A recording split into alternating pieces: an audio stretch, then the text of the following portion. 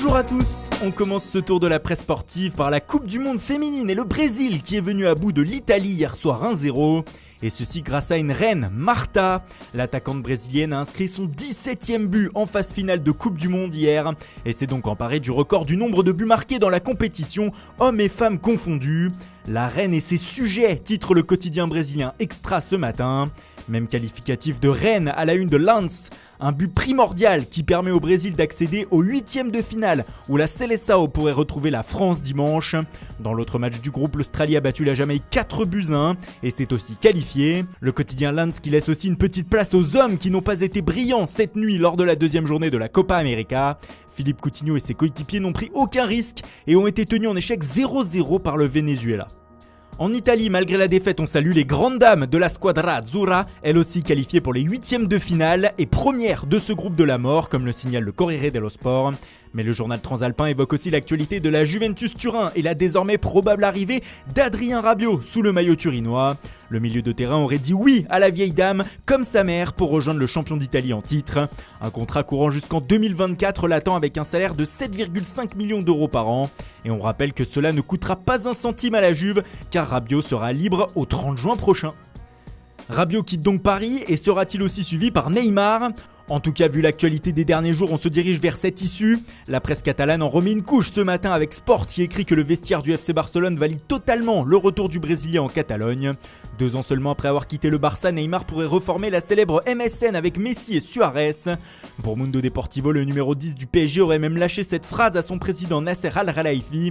« Je ne veux plus jouer au PSG, je veux rentrer chez moi, là d'où je n'aurais jamais dû partir. » Une manière de forcer encore un peu plus son départ. En tout cas pour le Parisien, le divorce est acté et des deux côtés.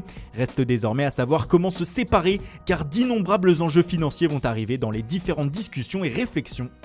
À Marseille, cela semble plus calme, même si depuis quelques jours plusieurs pistes semblent activées par les dirigeants de l'OM. Dernière en date et qui se retrouve à la une de la Provence ce matin, celle menant à Valentin Rongier. Le milieu de terrain de Nantes était déjà pisté l'an passé par les Marseillais. Ces derniers auraient décidé de réactiver cette piste. Cependant, les Canaries en demanderaient 15 millions d'euros et pour le moment, Marseille n'a pas les moyens de mettre une telle somme sur la table. Autre Français en une de la presse européenne et plus précisément en Angleterre, Issa Diop. Le défenseur central de West Ham serait sur les tablettes de Manchester United comme le rapporte le Daily Star. Les Mancuniens cherchent à renforcer leur défense cet été. Problème, les Hammers voudraient une somme conséquente pour lâcher le français. Le tabloïd parle de 75 millions de livres, soit 84 millions d'euros.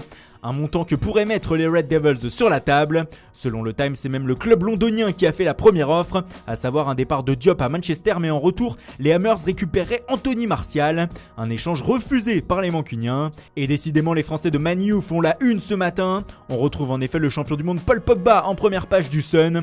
Le tabloïd révèle que le Français touche tous les trimestres un bonus de fidélité de la part du club. Cette fois-ci, il était de 4,2 millions d'euros. Mais drôle de coïncidence et qui ne va pas plaire aux fans de Manchester, cette révélation a lieu alors que dimanche, Pogba indiquait clairement qu'il ouvrait la porte à un départ. Pas vraiment de la pure fidélité donc. Et on termine par l'autre club de Manchester City. Et là aussi, les grosses sommes sont de sortie. Si l'on en croit la Gazzetta dello Sport du jour, les champions d'Angleterre en titre et en premier lieu Pep Guardiola seraient disposés à lâcher pas moins de 95 millions d'euros pour enrôler le défenseur central du Napoli, Kalidou Koulibaly. Une sacrée somme mais qui ne fera sans doute pas trembler les Napolitains qui ont refusé des montants équivalents l'an dernier. En tout cas, le club du sud de l'Italie agite le mercato car selon le Corriere dello Sport qui reprend la presse colombienne, l'arrivée de James Rodriguez à Naples est actée. On attend donc désormais son officialisation. Voilà, c'est tout pour ce matin. Merci pour votre fidélité. Bonne journée à tous et rendez-vous dès ce soir pour un nouveau journal du Mercato.